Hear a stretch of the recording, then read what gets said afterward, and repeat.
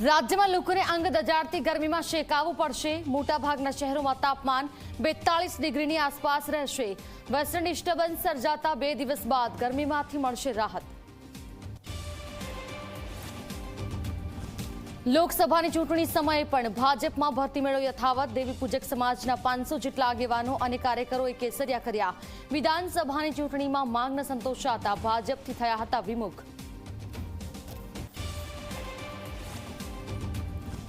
નવસારી શહેરને મળ્યો નવો ઓવરબ્રિજ।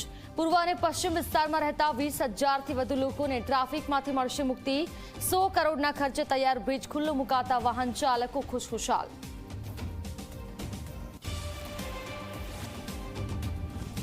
ફરી એકવાર ઉત્તર પ્રદેશની કન્નૌજ બેઠકથી ઉતર્યા અખિલેશ।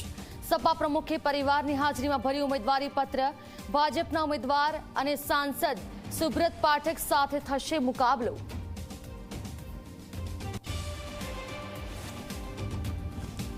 બિહારના પટનામાં રેલવે જંકશન પાસેની હોટેલમાં ભીષણ આગ। ફાયર બ્રિગેડે પાણીનો મારો કરી આગને કાબૂમાં લેવાનો કર્યો પ્રયાસ। ગેસ સિલિન્ડરમાં બ્લાસ્ટના કારણે આગ લાગી હોવાનું અનુમાન।